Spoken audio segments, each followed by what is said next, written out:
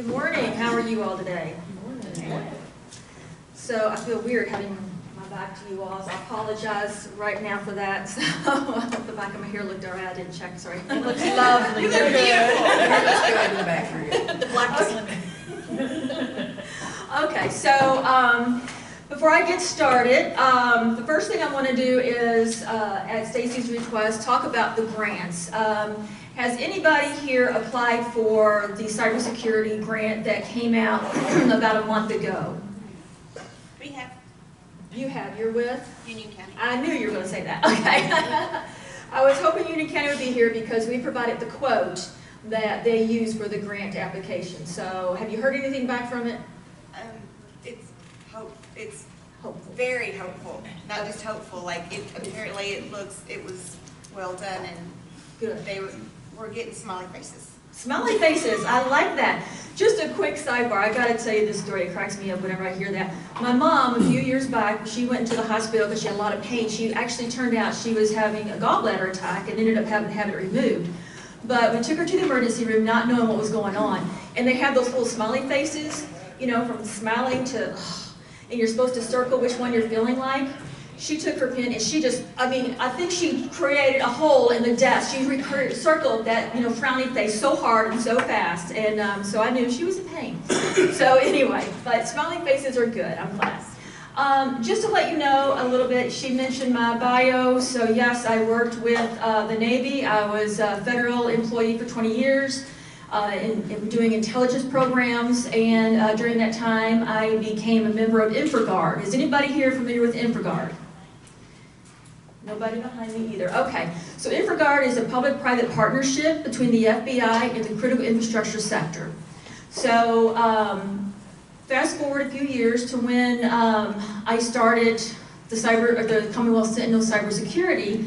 My focus has been on the critical infrastructure. So mainly it's been on county governments to help the county governments to improve their cybersecurity. But we also work with school systems, with airports, with water companies, with fire departments, all those that are part of what will hurt all of us if they are attacked. So that's who I've been primarily working with.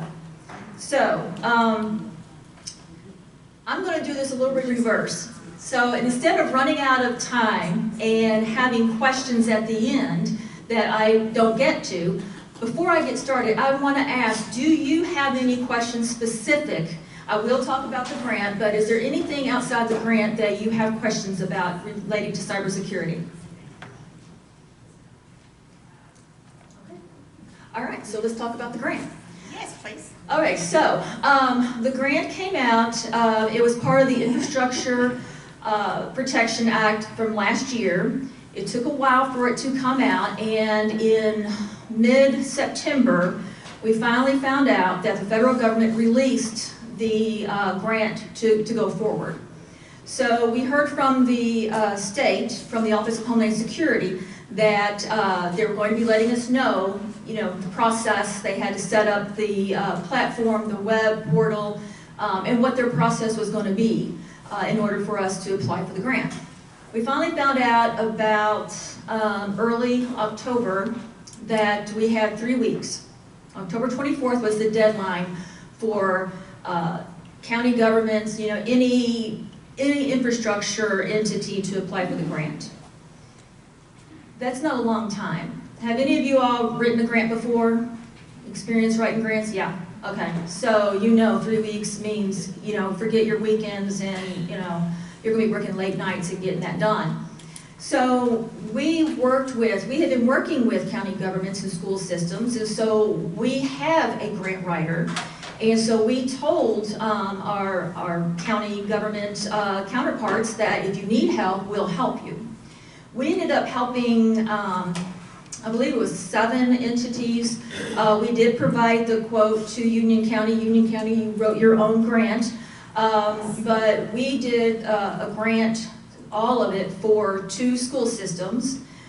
We provided a lot of help with another school system. We provided a lot of assistance to 2 of the ad districts. Because, you know, when you're writing a grant, there's the process of writing the grant, but then there's also writing to what the purpose is, and that is the cybersecurity. And so we provided that technical subject matter expertise, if you will.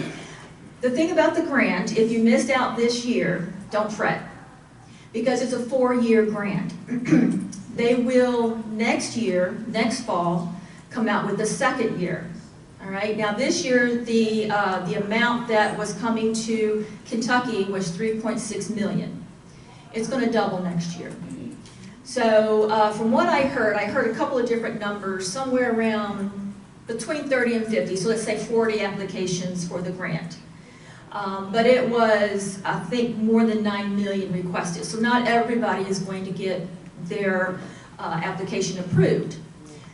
Yesterday, the 15th, was the day that the Office of Homeland Security had to submit it to the federal government. So it's been submitted. We know that they've already decided who is going to be submitted from the state. So some won't, but apparently there's a lot of smiley faces in Union County, so that's great news. The way the grant is set up is every year there is going to be a percentage of that you're going to have to match, the in-kind, right, that the county has to do. The first year is 10%, the second is 20, then 30, then 40.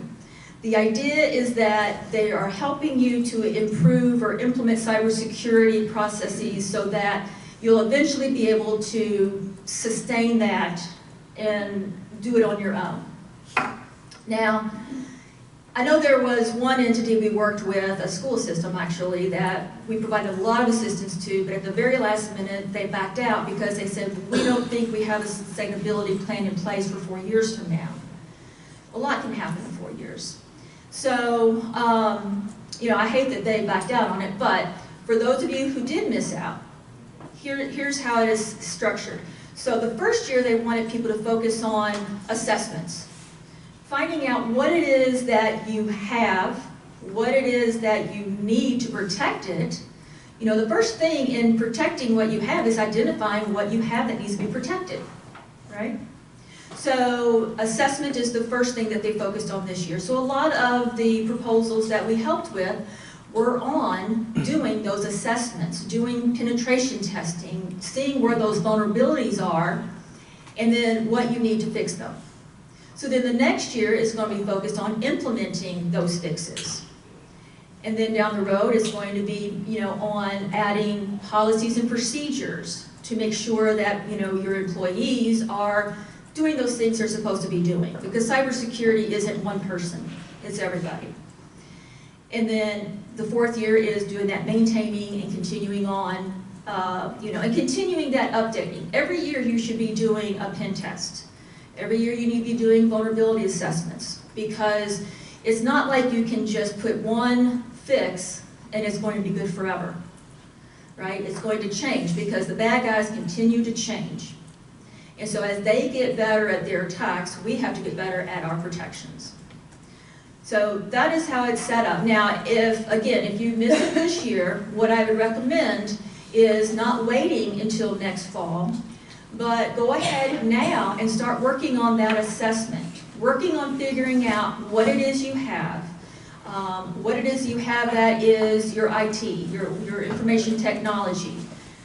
Do your IT folks know what they have to be protected? Do they have cybersecurity technology in place?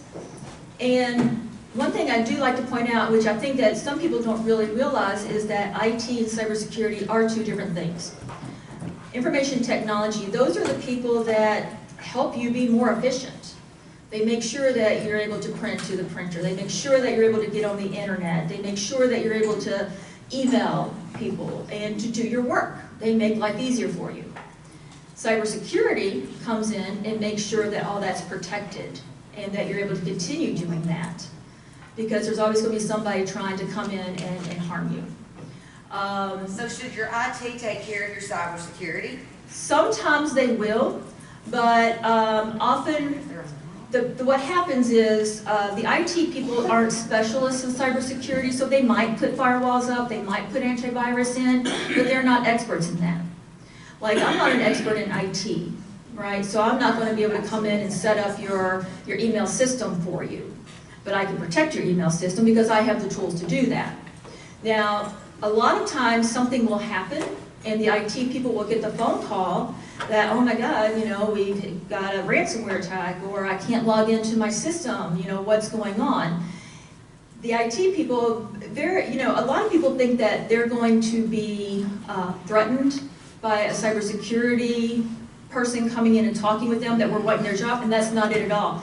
They're very often very happy to see us, because what they say is people come in and they expect that we're protecting them, but we're not, and then they're mad at us because we haven't protected them.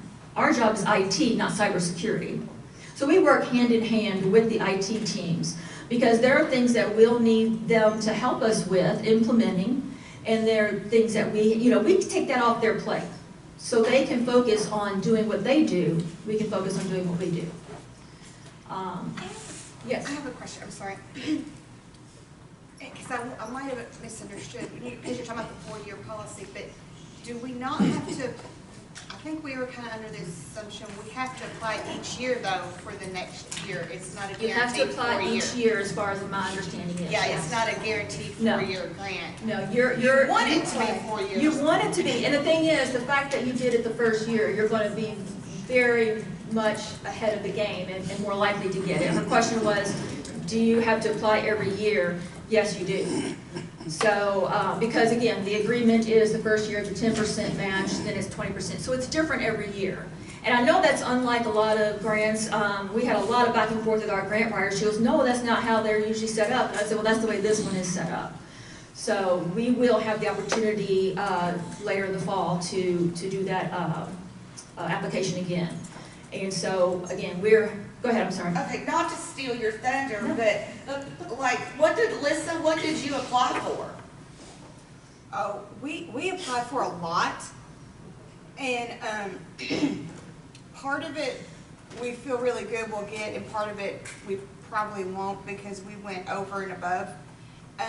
The one thing we did that some people are applying for the grant to do towards it that we had already done is the CISA, am I saying it right? Mm-hmm. The CISA evaluation, it's CISA, I forgot his name. Colin Glover. Colin, he's come and spoke at multiple conferences, and I mean, I sucked in everything he was saying because I knew that we were weak in our cybersecurity. They sent him out to do evaluations to counties at no cost.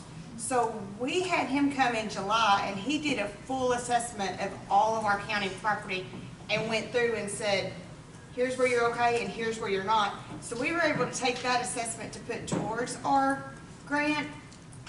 Now, part of it we are trying to do to increase security within our network and at different locations physically. Part of it that we don't think we'll actually get, which really does fall, is some of our policing. There's some things they need that have to be mobile that really does fit under the grant, but in the big scope of things will probably get left off and added to a different year because of the criteria.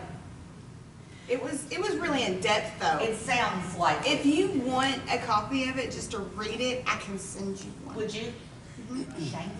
So, But yeah, push out that CISA. that's, I mean, it's like you're my straight man. So that's exactly right. So CISA is a Cybersecurity and Infrastructure Security Agency, CISA. They are the part of DHS, the Federal Department of Homeland Security, that does cybersecurity for critical infrastructure. So she mentioned Colin Glover, who is a DHS CISA rep in Kentucky. And probably most of you have seen him speak at one or more events. But CISA does offer free tools to critical infrastructure entities, county governments. And so what you do is you contact him, which we have a very close working relationship with him, and we can help you set that up. But they will come in and do an assessment. Again, that assessment to find out where you are vulnerable and where you do need to apply fixes. And there are a lot of free tools that they do have that they can help you with. But, you know, when you have several locations, as she mentioned, like in Union County, and most counties do, It's a little bit more complicated is how you protect all that. Now, you mentioned mobile devices. Mobile devices in the cybersecurity world right now, that is the cutting edge of being able to protect mobile devices. And so that, every time I speak with one of our vendors about the technology they have, that's one of my main questions is, do you have this tool to protect mobile devices? Some of them are, it's not really prolific right now, but it is going to be, and as you said, I would expect that to be next year or possibly the year after. That's kind of what, that was not part of this, that was kind of what we were. What you want. And that's what we were led to believe Yeah. too, is this part probably will come later, Right. reapply for this part. Absolutely, absolutely. Okay, anything else on the grants? Okay, so I'm going to move on. And the next thing I do want to talk about is the types of cybercrime there are. And I just want to kind of get a feel for your perception of cybercrime. Can people kind of give me, you know, what types of cybercrime that they heard of or know about? Last thing we have is ransomware. Ransomware, absolutely. Everybody's most afraid of ransomware. Yeah. Anything else? Other types of cybercrime?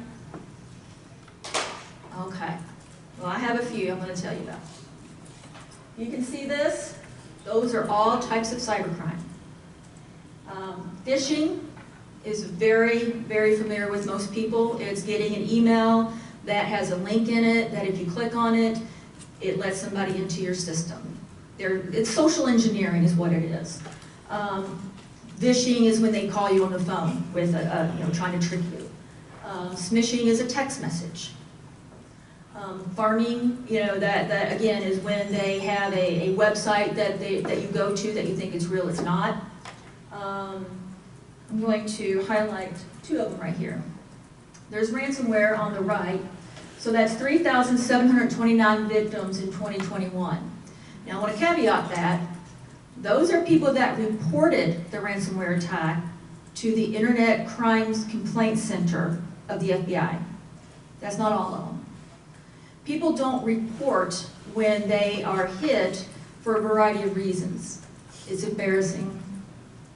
They fixed it internally. If it's a company, they don't want to report it because they might lose business, right? So this is just those that have been reported. Higher up on the list is BEC, EAC. Does anybody know what BEC is? No. It's supposed to. Business Email Compromise, and EAC is Email Account Compromise. You'll notice we have 3,700 of ransomware, 19,900, almost 20,000 of BEC. And again, this is very low on the count. There are a lot more. So, you guys being the treasurers and finance officers, you need to know about business email compromise because this is what could really get you all in trouble. All right, so this shows us the damages in 2021 from those attacks. And if you'll notice, BEC is at the top of the list. That is the most costly attack. $2 billion just last year. Ransomware is at $49 million. And you'll notice on the right that there's a little caveat there that says this doesn't include all the costs. The lost business, the time, the wages, the files you lost, the equipment, third-party remediation. That's just the cost of the ransom. Ransomware costs a lot more than that ransom, right? BEC is costing significantly more, right? But we don't hear about it. Let me tell you what it is, and you'll understand why you don't hear about it. Okay. What it is you all are the target. They target the individuals who perform those transfers of funds. That's what you all do, right? That's what your job is. The subject will compromise a business email. They will hack that or spoof that email and send a request to wire payments someplace that they have access to. My guess is everybody on the board has gotten that because I got it when I was on the board, supposedly from my treasurer on board. Exactly, right. And so, and it's increased quite a bit now with the use of Teams and Zoom and those types of virtual meeting platforms, because people, the bad guys are able to hack into these things. You know, when the pandemic came, it was like overnight, our technology practices, I mean, it was expedited like where we would have been in 5 years. But because of the pandemic, all of a sudden we started having to work from home, do all these Teams meetings. Nobody knew Zoom before the pandemic. And what happened was when we increased all this use of technology, our cybersecurity was lagging behind. And we were having to catch up to protect with all these new technologies. And the bad guys started using that. So, this is a perfect example of a VEC attack. Has anybody heard of what happened in Lexington in August of this year?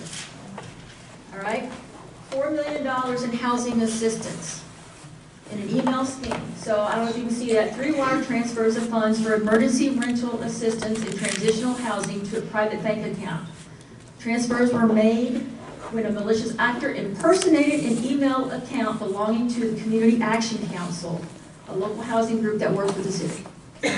Community Action Council notified city officials Sunday. This happened on a weekend because they know people probably aren't looking that closely, that it never received their rental assistance money. So, the good news is that they realized what happened. And, you know, it's one of those, oh, you know, those sinking moments when you realize, oh, that was sent the wrong place. And then they were able to contact the bank and freeze the funds at the fraudulent account that it went to. So they were able to get it back. Now, why that made the news, I'm not entirely sure, but that I'm glad it did. Because what happens is when these things aren't being made public, people don't realize it's a problem. You know, other people need to use that as an example of what could happen if you're not careful. So, let's talk a little bit more about the method. So how would they conduct a business email compromise? Find the target. Okay, research the organization. How can you do that? You go online. You look at the website for the county. You look at public records. You know, who is the finance officer or the treasurer? Get some information about them. Get some information about what contracts they might have. Are there any grants, like that last example that we had? You know, like the grant that's coming out. Get information on that person. Sometimes it's about, you know, going onto your county website, your LinkedIn, your Facebook. And just as an aside, be very careful what you put out there about yourself. You know, people are very trusting. And, you know, one thing that I like to tell people is when you go on vacation, you know, don't brag that, oh my gosh, you know, my husband just got me a trip to Hawaii for our 10th anniversary. I can't wait. We're leaving next weekend. I'm going to be on the island while you're back at work. Well, they know you're gone. The crooks can break into your house, or they can access your accounts, you know, because you're not looking at it. They know your house is empty. They can, you know, break in and just physically steal things. So be very careful about what you're putting out there and letting people know. Okay, the next step, they create an email similar to the target email. So let's say they want to pretend that they are the CEO of your firm. They can go in and create an email address that looks like that, ceo@myfirm.com. You see the difference in the second one? That's CE0. At a quick glance, you might not realize that that's not your CEO's address. Or they can create a new domain, CEO@RNY-firm. And RN next to each other looks like an M. And at a quick glance, you may, this is from my CEO or from the county judge or whoever. They can also access your credentials. Instead of creating a fake account, they can buy credentials off the dark web. They can, you know, get in if you're not using multi-factor authentication. Multi-factor authentication will stop over 90% of credential stealing. Or they can send a phishing email and use that in order to get into your account and block it. They can do a forward of emails. Now they have control over your email account and you don't realize it. Now that's how they can get into your supervisor's account. So now they're going to pretend to be them. So then they send the email from the supervisor, and it will say something like, we need to send $100,000 to Smith County for flood relief. Okay, that might sound legit. They might say, I'm going into a meeting with the governor, so I can't be reached for the next hour, but I need this sent ASAP so that I can report to him that it's been done. Right? So now if your county judge is telling you this, and you know he's trying to make good with the governor, and he wants to be able to say, yeah, we sent this money out, you're going to help him out because you don't want him to be, in a bad light. You might get an email that seems to be from a contractor. So before, when they went in and created a fake email address, it may be coming from a contractor that you normally deal with. Maybe they'll say, we changed banks and we need to have you send our monthly payments to Fred's Bank and Trust, account number, blah, blah, blah. This is really one of the most common ways that will happen. They know that you have a contract. They know that you may not have processes in place with those contractors. And they can come in and, because they may not hack you, but they've hacked a contractor. Anybody familiar with the Target hack that happened about 8 years ago, maybe? Yes. Okay. So what happened there, it wasn't Target. Yes, I know. I quit using my credit card at Target. Now I still am very iffy about it. But what happened was an HVAC company came in to work on their air conditioning system. And when they did, they told the store they needed to, connect to their internet. Well, instead of having a Gust internet that they could connect to, they just let them connect to the store's main internet. Well, it wasn't, somebody was able to get through into the HVAC system's email and then get into Target's. So it may not be you, it may be a contractor, it may be a supplier, and they may be unwitting as well. So you have to trust that they're protected too. So if you're working with a contractor that you usually send a payment to every month, if you get this email that says, hey, and it looks legit, they have the same signature block at the bottom, these cyber criminals are very, very tricky. They're good. And if they would just use their evil for good, life would be so much better. So what are the warning signs? Again, urgency of request. I'm going into a meeting, it needs to be done right away. I'm getting on a plane, I can't take your call. Whatever that might be. Perfect example, someone in our office was on the board for the local Humane Society. Last December, he gets an email that looks like it's from the chairman of the board. It was a fake email and it looked real. The person had gone out to the website of the board and saw how the emails were set up. Joe at Humane Society, Sue at Humane Society. Okay, all I have to do is set up, Sam H at Humane Society because I know Sam is the chair and his last name is Harris, whatever. Okay, he sends up a fake email, sends it to this guy on the board and says, hey, you know what, everybody's done such a great job this year. I want to get everybody a Amazon card for Christmas, $100 each. So if you could buy those, I'll pay you back later. Just send me the numbers on those cards, and then I will send that out to everybody. That's going to be a Christmas gift from the board. I'll pay. Get yourself one too. I'll pay you back. Well, luckily, this gentleman works for a cybersecurity firm, so he decided he was a little slow that day, so he said, I'm going to have some fun. So he goes back to the guy, and he says, oh, yeah, okay, yeah, that'd be great. So can you give me your credit card, and I'll use it? No, I don't have my wallet with me. I'm going into a meeting. I'll pay you back. So this went back and forth for a couple of hours. And finally to the point where the guy with our company, he said, you know what? I have a friend that works at Amazon, and I just called him, and he told me that they do this for nonprofits for free, and that they'll send it to me.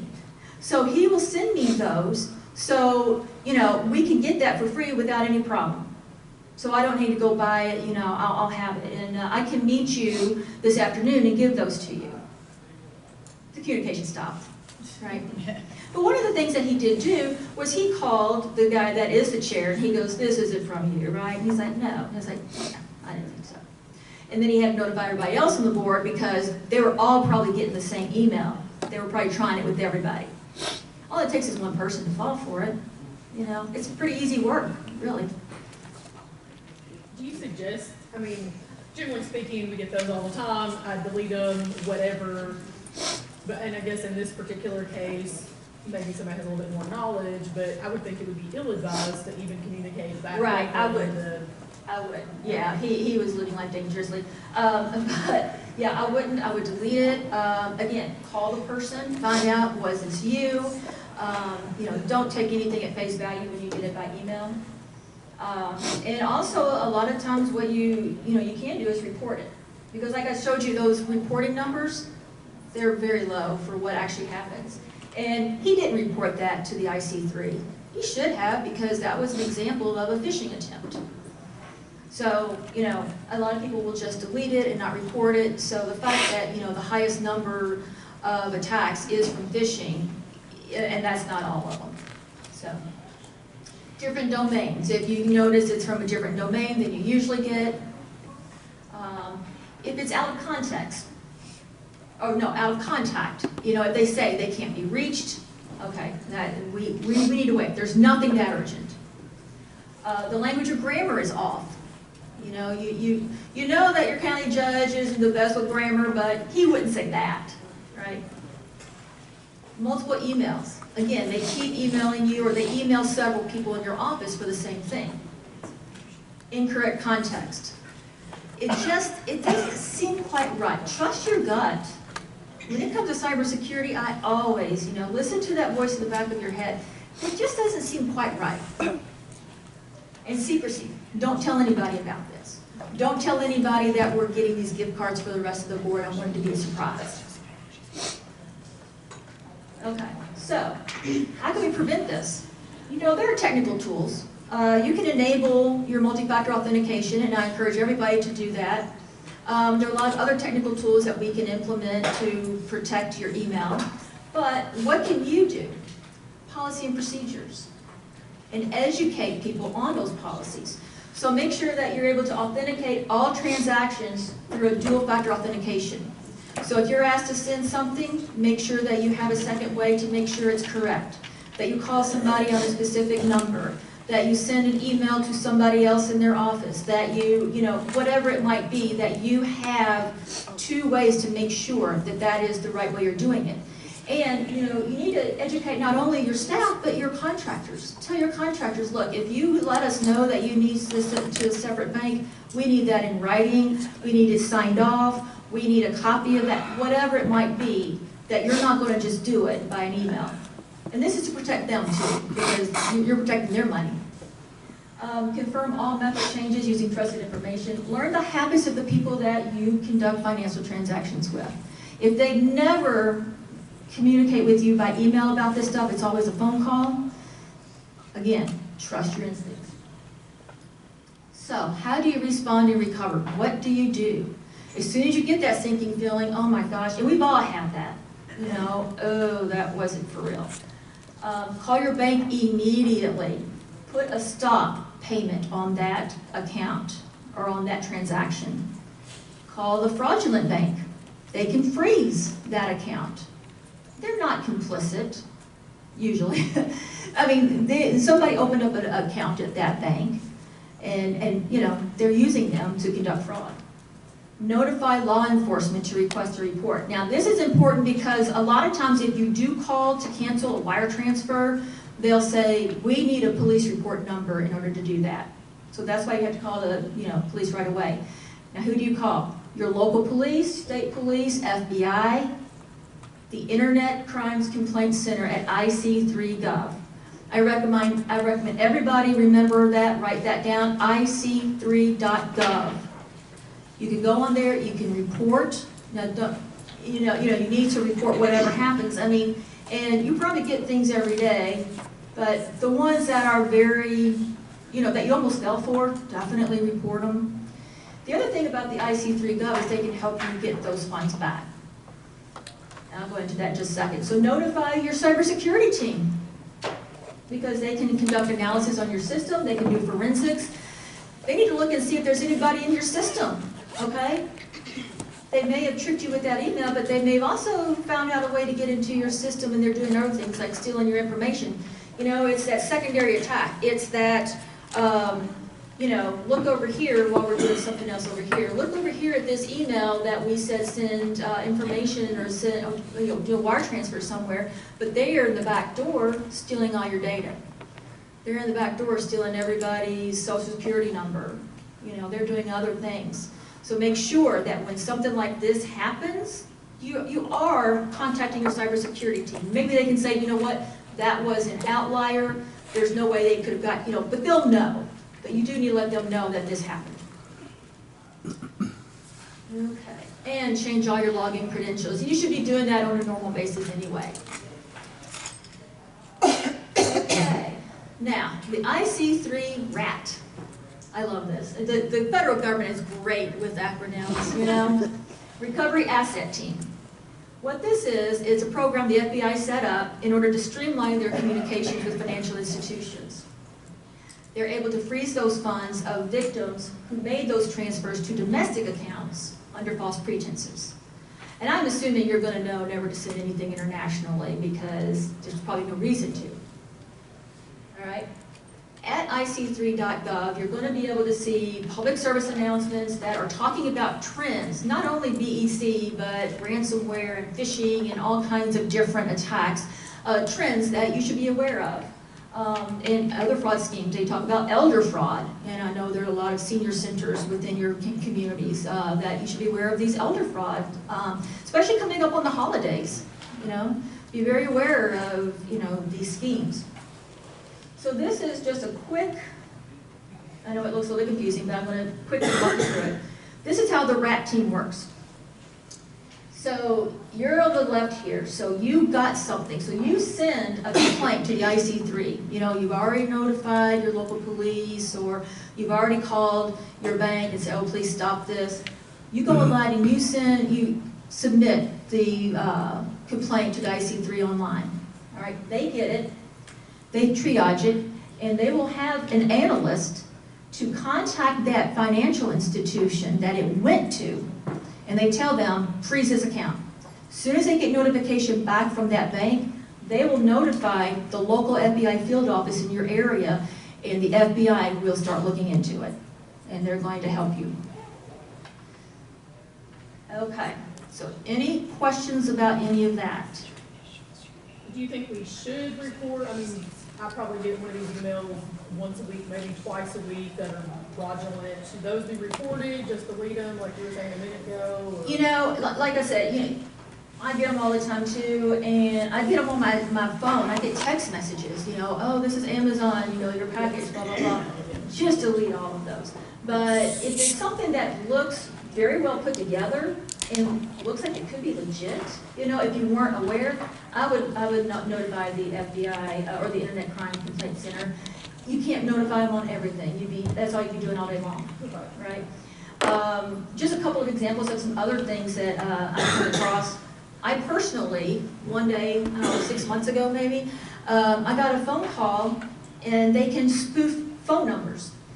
And I'm in Frankfurt. We work out of Frankfurt. I live in Louisville. I get a phone call, and it said from LG&E, Louisville Gas and Electric. That's who I get my power from, right?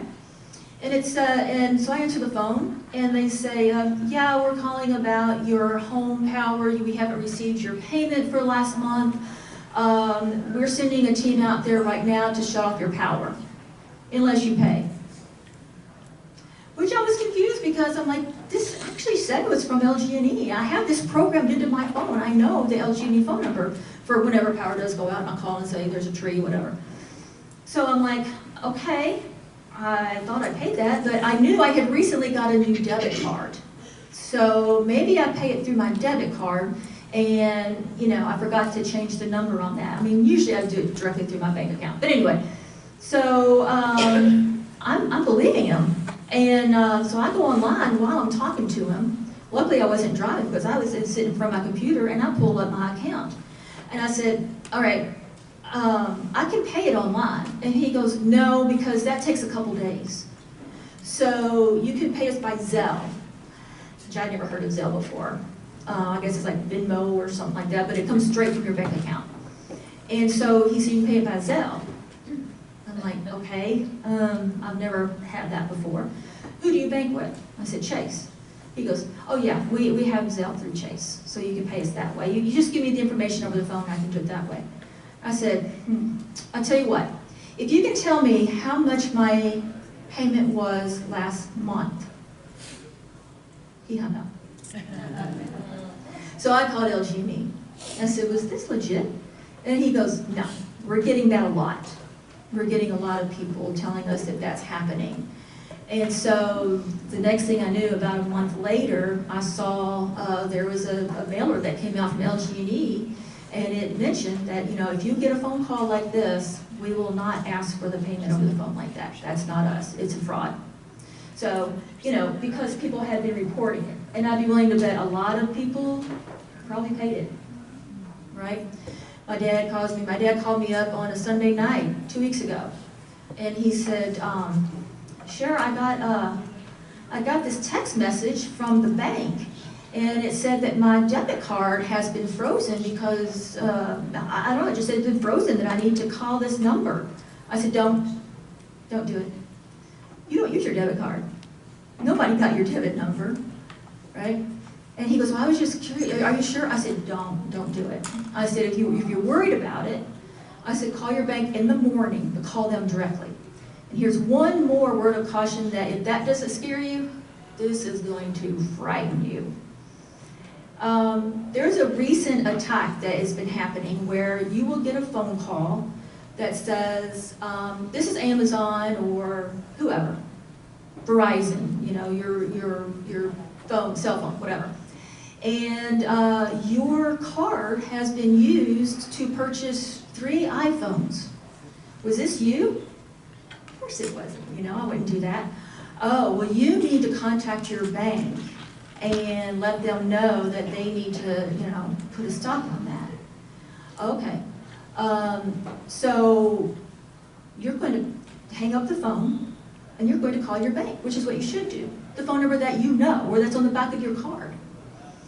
What happens is you call and somebody answers and says, yes, this is a bank help center or whatever. And yeah, I got this call. Okay, well, what's your account number? Well, what's your password? Right? What is happening is these criminals now have a way of calling you. When you hang up, they're able to keep the line open. So you think that you're calling someone else, and now they have their partner answer the phone like they're a bank.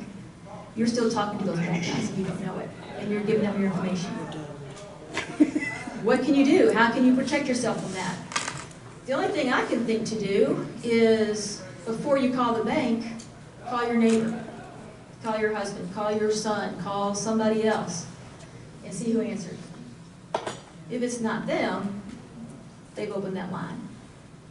Use a different phone to call your bank, right? I'm telling you, it is frightening, the links that these cyber criminals are going to trick us.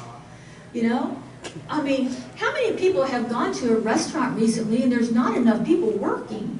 They can get a job at Wendy's, for crying out loud. They don't have to steal money from us, right? It's just so frustrating. So anyway, so that's what I wanted to talk with you about today, was business email compromise and the social engineering tactics that people use to steal money, specifically from county governments. We're seeing it a lot. And, the 2 entities we're seeing that are being hacked most now, healthcare and governments. And one of the reasons that we're seeing governments and school systems being attacked so much is because there's a lack of resources. guys have a lot more things on your plate that you have to deal with. You know, floods, clearly, tornadoes, you know, snowstorms, I mean, all kinds of things, pandemics, right? There's a lot that you have on your plate. So you're probably not going to be putting a lot of funds towards cybersecurity. You're probably also going to be expecting your IT person or somebody who's dual-hatted as an IT person doing something else too, you know. But it's important to protect your crown jewels. Protect what you have that is important. What you have, your job is so important because you provide the finances that are able to make those things happen, to protect your citizens. And so often when we go in and talk with county governments, county judge will say, let me bring in my treasurer. They know about all this stuff.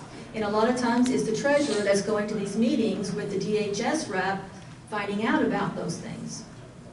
So just be aware.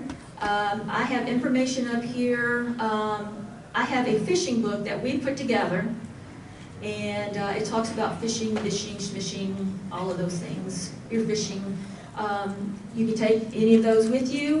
We can provide information to you, brochures. If you have any questions, please feel free to call us. Happy to help. We're happy to come out and talk with your folks, your team.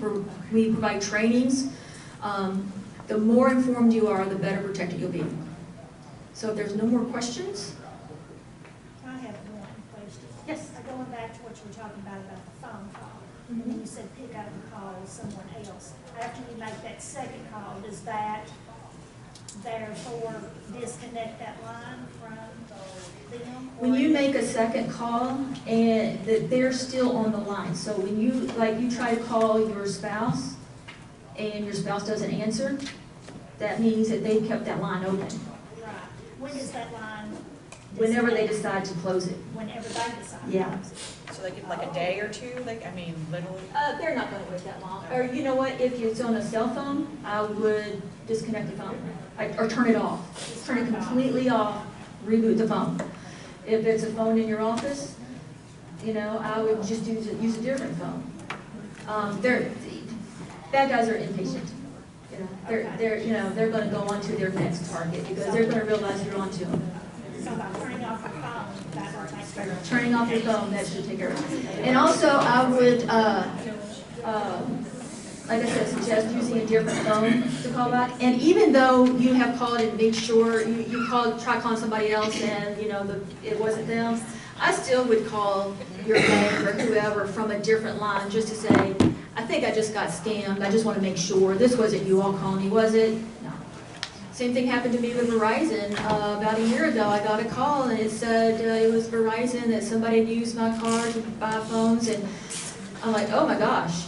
And it seemed so real. So I said, let me call them directly. And so I called Verizon and, you know, they said it wasn't them.